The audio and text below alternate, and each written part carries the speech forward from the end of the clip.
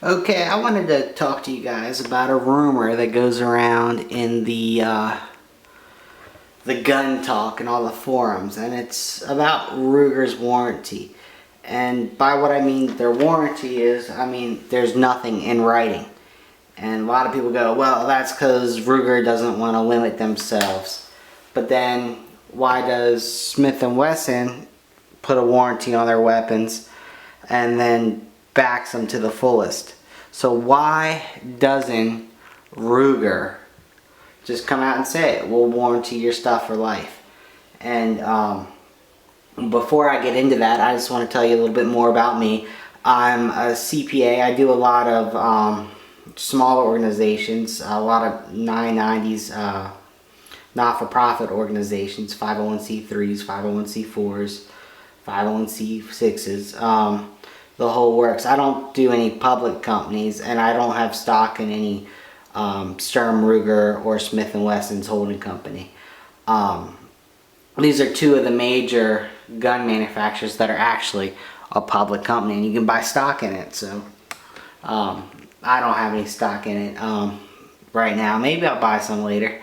They're both bullish stocks, and I don't know what's going to happen with either one of them. I'm not a finance guy, and I don't have a crystal ball.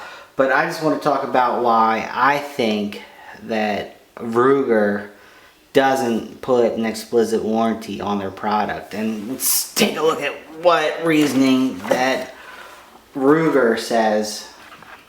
So on back of the Ruger manual, it pretty much says that they're not required to give a written warranty due to U.S. manufacturing and state laws. They do have to offer a warranty, but it doesn't have to be in writing. So what they're saying is they're not going to put a written warranty in writing. If it is required by state law, if they fulfill something, they'll fulfill it. But what they're telling you is they're going to do their best to make things right. But it's not in writing. So legally, they don't have to. They can say, sorry, pal, unless your state requires them to by state law.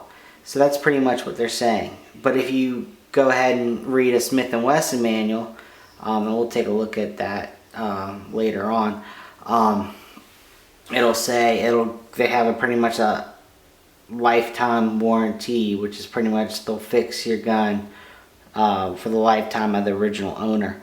And the reason why Ruger, I believe, does not say that is it goes to the accounting and the financials, and because it's a public company, it's Wall Street. If you put a warranty on your product, GAAP, which is the generally accepted accounting principles of the United States, says you have to recognize the expense with the revenue. And when they sell the gun, you've got to book the expense, and that includes the warranty. So the companies have to use a reasonable estimate, and they come up with all these funky ways, but they'll come up with an estimate. And by Ruger not putting something in explicit writing, that kind of shades the area and lets them estimate the thing to be a lot less than what Smith & Wesson would have to do. So that is what I believe is the true reason why Ruger doesn't put a written explicit lifetime warranty on their product. Okay, so this is Smith & Wesson's annual financial statement. You'll see all the other companies they are part of. So all the companies make up Smith & Wesson. You can find this online. It's easily accessible. We're going down to page 40.